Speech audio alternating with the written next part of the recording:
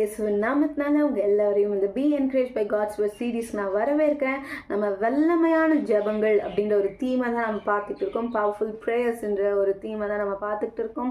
இது வரைக்கும் நம்ம 7 பார்ட்ஸை நம்ம பார்த்தாச்சு. இன்றைக்கு 8வது பார்ட் என்னன்றதை நம்ம பார்ப்போம். அது என்ன அப்படின்னா ப்ரேயர் ஃபார் கிளாரிட்டி. ஓகே, ஒரு தெளிவிற்கான ஒரு ஜெபம் அப்படின்னு நம்ம வச்சுக்கலாமே. அது என்னன்றது பார்க்கறதுக்கு முன்னாடி நம்ம ஜெபிப்போம்.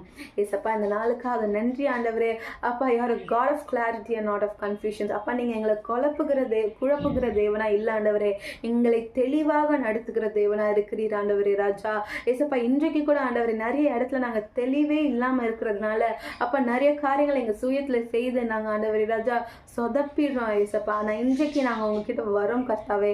எங்களுக்கு அந்த கிளாரிட்டியை தாங்க ராஜா. எதை செய்தாலும் ஒரு கிளாரிட்டியோடு ஒரு தெளிவோடு செய்ய எங்களுக்கு உதவி செய்யுங்க ராஜா. இயேசுவின் நாமத்தினால் ஜெபிக்கிறேன் ஜீவனில் நல்ல பிதாவே, ஆமென் ஆமென்.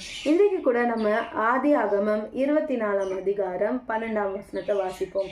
இது எலியேசர் செய்கிற ஜெபம். அதாவது எலியேசர் யார் அப்படின்னா ஆபிரகாமோட வீட்டில் இருக்கிற ஒரு ஒரு ஒரு வேலைக்காரன். ஓகே, இங்கே என்ன நடக்குது அப்படின்னா ஆபிரகாம் வந்து எலியேசரை கூப்பிட்டு ஈசாக்குக்கு ஒரு மனைவியை தேட சொல்கிறாரு.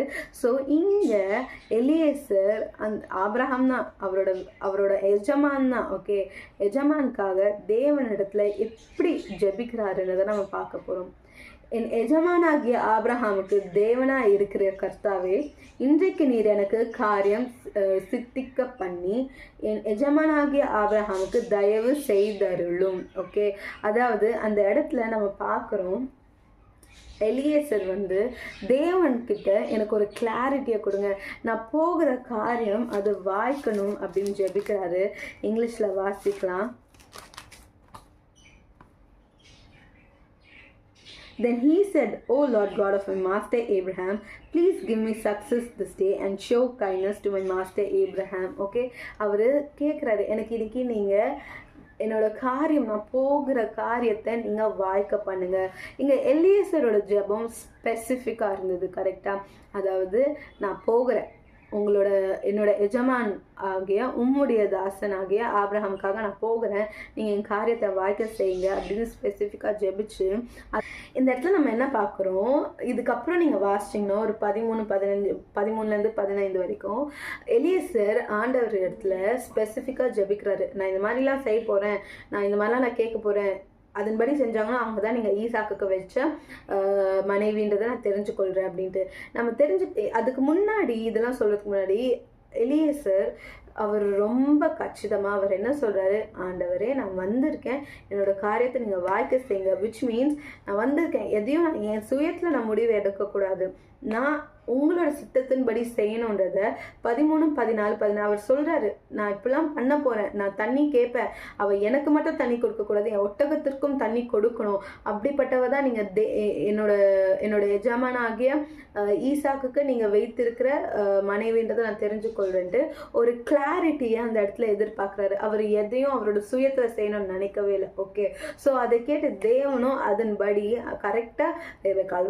ரெபெக்கா வந்து எலியேசருக்கு தண்ணி கொடுக்குறாங்க, ஒட்டகத்துக்கு தண்ணி கொடுக்குறாங்க. அப்புறம் ஆண்டவரோட சித்தம்னு தெரியுது, ஈசாக்குக்கு ரெபெக்கா மனைவி ஆயிடுறா. நிறைய நேரத்தில் நம்மளோட ஜெபம் எப்படி தெரியுமா இருக்கும், ஏசப்பா இதை செஞ்சுருங்க, ஏசப்பா எனக்கு இதை பண்ணுங்க, ஏசப்பா என் காரியத்தை அப்படின்னு இல்லை. நம்ம ஸ்பெசிஃபிக்காக ஜெபிக்கும் போது நம்ம வெயிட் பண்ணணும். ஆண்டவர் நம்மளுக்கு அந்த காரியத்தை வாய்க்க செய்ய நம்ம வெயிட் பண்ணணும். ஜெபிச்சுட்டு நம்மளே செய்யக்கூடாது. ஜெபிச்சுட்டு அவரோட நடத்துதல் எப்படி இருக்கிறது நம்ம வெயிட் பண்ணி அதுக்கு நம்ம கீழ்ப்படியணும். சரியா?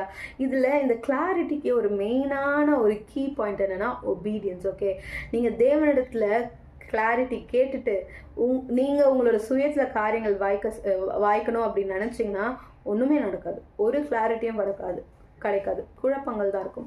ஆனால் இதே ஏசப்பா நீங்கள் எனக்கு செய்ய போகிற காரியத்துக்காக நான் காத்து கொண்டிருக்கேன்ட்டு நீங்கள் அவரோட ஒரு ஸ்டெப்புக்கும் நீங்கள் வந்து கீழ்ப்படிஞ்சிங்க அப்படின்னா கிளாரிட்டியும் கிடைக்கும், அந்த சித்தம் வாய்க்கவும் செய்யும். ஸோ இன்றைக்கு தேவனோட சித்தம் வாய்க்கவும் செய்யும். ஸோ இன்றைக்கு எந்த இடத்துல இடறீங்கன்னு பாருங்கள், எந்த இடத்துல கீழ்ப்படிய முடியலைன்னு பாருங்கள், தேவனோட சித்தத்திற்கு உங்களை ஒப்பு கொடுங்க. தேவன் நிச்சயமாகவே உங்கள் லைஃப் முழுவதுமாக உங்களை தெளிவாக நடத்துவார். ஏன்னா நம்ம தேவன் நம்மளை குழப்புகிற தேவன் இல்லை, நம்மளை தெளிவாக நடத்துகிற தேவன். நம்மளே தான் நம்மளை குழப்பிக்கொண்டு இதில் வர தேவனை கேள்வி கேட்டுக்கொண்டு இருக்கோம். ஆனால் இதே நம்ம தேவனோட சித்தத்திற்கு ஒப்பு கொடுத்து கீழ்ப்படிஞ்சு அதன்படி நடந்தோம் அப்படின்னா our life will be very smooth and blessed. ஆமென். வாங்க ஜெபிக்கலாம். இசப்பா, இன்றைக்கும் இந்த நாளுக்காக நன்றி இசப்பா. ஆண்டவரே, எங்களோட வாழ்க்கையில் எதையும் நாங்கள் எங்களோட சுயத்தில் செய்யாமல் உம்முடைய சித்தத்தின்படி செய்ய எங்களுக்கு கிருபை தாங்க. இயேசுவின் நாமத்தினால் ஜெபிக்கிறேன். ஆமென். ஆமென். God bless you. Have a great day.